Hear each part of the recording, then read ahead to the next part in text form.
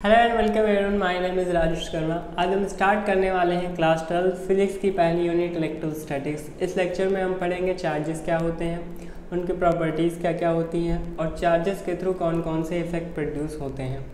और साथ ही ये भी पढ़ेंगे कि चार्जेस को किस तरीके से प्रोड्यूस किया जा सकता है। स्टार्ट करते हैं अपना पहला टॉपिक, व्हाट इज़ चार्ज। तो charge is a property of matter due to which charges produce and experience electric and magnetic effect। तो चार्ज बेसिकली मैटर की प्रॉपर्टी होती है जिसके थ्रू वो इलेक्ट्रिक या फिर मैग्नेटिक इफेक्ट को प्रोड्यूस भी कर सकते हैं और साथ में उसको एक्सपीरियंस भी कर सकते हैं। अब ये एक्सपीरियंस करने का क्या मतलब हुआ और प्रोड्यूस करने का क्या मतलब हुआ, इसको हम सीखते हैं आगे वाली स्लाइड में। एक्सपीरियंस का मतलब कि चार्जेस अगर मैग्नेटिक फील्ड में प्रेजेंट हैं तो वो मैग्नेटिक फील्ड को एक्सपीरियंस कर सकते हैं, मतलब उन पे कोई फोर्स लगेगा। तो मैग्नेटिक फील्ड में चार्ज के मूव करने पर फोर्स लगता है और उस फोर्स को हम लोग लॉरेंज फोर्स कहते हैं। इसको हम लोग आगे मैग्नेटिज्म में पढ़ेंगे। इलेक्ट्रिक फील्ड में चार्ज के होने पर या मूव करने पर भी फोर्स लगता है। इसको भी हम आगे के लेक्चर्स में सीखेंगे। जैसे यहाँ पर ये इलेक्ट्रिक फील्ड प्रेजेंट है,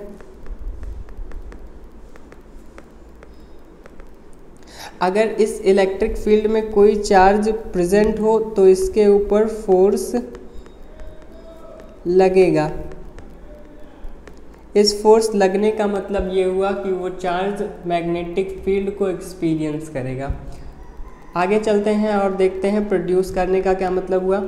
तो सिंपली अगर चार्जेस मूव करते हैं तो अपने चारों तरफ मैग्नेटिक फील्ड को क्रिएट करते हैं। साथ ही अगर चार्ज है तो फिर इलेक्ट्रिक फील्ड तो होगा ही। तो मूविंग चार्ज मैग्नेटिक फील्ड को प्रोड्यूस कर सकता है और रेस्ट चार्ज जो होता है वो इलेक्ट्रिक फील्ड को प्रोड्यूस करता है या कर सकता है, एक ही बात हुई। जैसे यहाँ कोई चार्ज है, अगर ये रेस्ट पे है तो ओनली मैग्नेटिक फील्ड प्रोड्यूस होगी, ओनली इलेक्ट्रिक फील्ड प्रोड्यूस होगी। अगर यही चार्ज मूव कर रहा हो तो मैग्नेटिक फील्ड और इलेक्ट्रिक फील्ड दोनों ही प्रोड्यूस होगी। आगे चलते हैं और देखते हैं कि चार्जेस को हम किस तरीके से प्रोड्यूस कर सकते हैं। हमें पता है जो एटम होते हैं वो इलेक्ट्रिकली न्यूट्रल होते हैं। इलेक्ट्रिकली न्यूट्रल का क्या मतलब हुआ, एटम्स में नंबर ऑफ प्रोटॉन और नंबर ऑफ इलेक्ट्रॉन दोनों इक्वल होते हैं। हमें पता है प्रोटॉन पर पॉजिटिव चार्ज होता है और इलेक्ट्रॉन पर निगेटिव चार्ज होता है। तो एटम में जितने प्रोटॉन रहते हैं और जितने इलेक्ट्रॉन रहते हैं उनका अगर हम टोटल चार्ज निकालें, मतलब नेट चार्ज निकालें, तो एटम पर जो टोटल चार्ज आता है उसकी वैल्यू होती है 0। तो नेट चार्ज एटम पर 0 होता है, इसलिए उसको इलेक्ट्रिकली न्यूट्रल बोलते हैं। अब हम चार्ज को किस तरीके से प्रोड्यूस कर सकते हैं। एटम की न्यूट्रलिटी का reason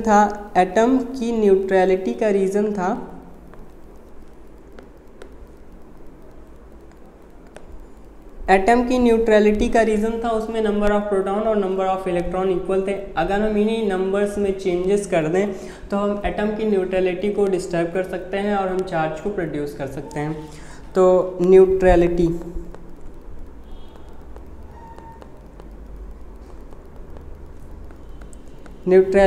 can be disturbed by changing number of proton और नंबर ऑफ इलेक्ट्रॉन। क्योंकि प्रोटॉन जो होते हैं वो न्यूक्लियस के अंदर न्यूट्रॉन से बहुत ही स्ट्रॉन्ग न्यूक्लियर फोर्स से बाइंडेड रहते हैं, तो हम प्रोटॉन का नंबर चेंज नहीं कर सकते। तो हम केवल नंबर ऑफ इलेक्ट्रॉन को चेंज करके ही चार्ज को प्रोड्यूस कर सकते हैं। तो हम डायरेक्टली ये कह सकते हैं कि जो इलेक्ट्रॉन होते हैं वही चार्जिंग के लिए रिस्पॉन्सिबल होते हैं, जो प्रोटॉन होते हैं वो चार्जिंग के लिए रिस्पॉन्सिबल नहीं होते। उसका रीज़न है स्ट्रॉन्ग प्रोटॉन जो होते हैं वो स्ट्रॉन्ग न्यूक्लियर फोर्स के थ्रू न्यूक्लियस में न्यूट्रॉनों के साथ बाइंडेड रहते हैं। तो न्यूट्रलिटी को डिस्टर्ब करने का तरीका केवल और केवल इलेक्ट्रॉनों के नंबर में चेंज करके ही किया जा सकता है। आगे चलते हैं और हम देखते हैं पॉजिटिव चार्ज को किस तरीके से जनरेट कर सकते हैं और नेगेटिव चार्ज को किस तरीके से जनरेट कर सकते हैं। मान लेते हैं ये कोई ऑब्जेक्ट है, इस पे इनिशियल में नंबर ऑफ प्रोटॉन और नंबर ऑफ इलेक्ट्रॉन ये दोनों इक्वल हैं, तो ये इलेक्ट्रिकली न्यूट्रल होगा। अगर हम इसमें इलेक्ट्रॉन को रिमूव कर दें, अगर हम इसमें से n इलेक्ट्रॉनों को रिमूव कर दें तो इस बॉडी के ऊपर इलेक्ट्रॉनों को निकालने की वजह से जो पॉजिटिव कंटेंट होगा वो बढ़ जाएगा और इस पर पॉजिटिव चार्ज डेवलप हो जाएगा।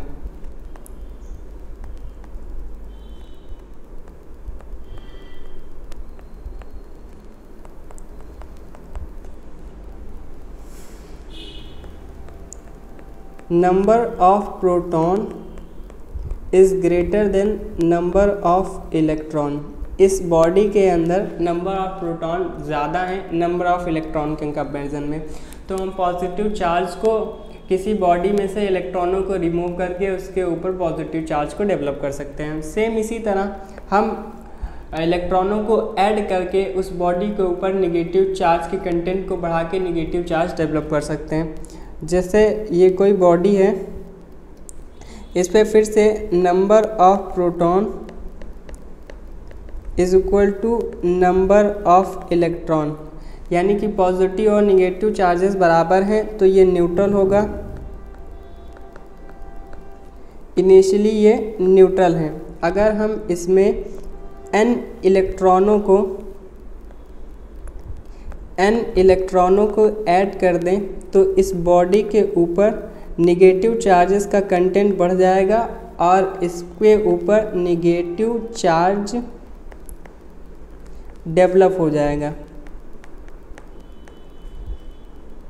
इसमें number of proton is less than number of electron. जब किसी बॉडी में इलेक्ट्रॉनों की एक्सेस हो जाए तो उसके ऊपर निगेटिव चार्ज डेवलप हो जाएगा। जब किसी बॉडी के अंदर इलेक्ट्रॉनों की डिफिशियंसी हो जाए तो उस बॉडी के ऊपर पॉजिटिव चार्ज डेवलप हो जाएगा। तो इस तरीके से हम चार्ज को प्रोड्यूस कर सकते हैं। हम एटम की न्यूट्रलिटी को डिस्टर्ब करके चार्ज को प्रोड्यूस कर सकते हैं। अब देखते हैं चार्जेस के कुछ एग्जांपल।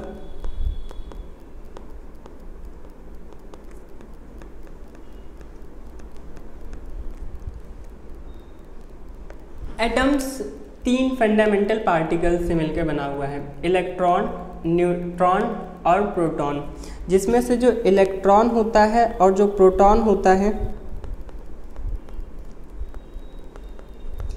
जिसमें से जो इलेक्ट्रॉन होता है और प्रोटॉन होता है वो दोनों चार्ज पार्टिकल हैं, बट जो न्यूट्रॉन होता है वो न्यूट्रल होता है, उस पर नेट चार्ज 0 रहता है। तो इलेक्ट्रॉन के ऊपर निगेटिव चार्ज होता है और प्रोटॉन के ऊपर पॉजिटिव चार्ज होता है। इन दोनों पार्टिकल्स को हम फंडामेंटल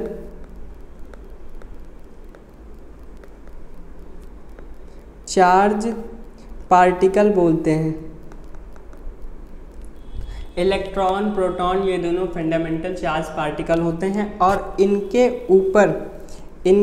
ऊपर जो चार्ज होता है वो होता है 1.6 × 10⁻⁻19 कूलाम। प्रोटॉन के ऊपर यही चार्ज पॉजिटिव होता है और इलेक्ट्रॉन के ऊपर यही चार्ज नेगेटिव होता है, बट दोनों का जो मैग्नीट्यूड होता है वो इक्वल होता है।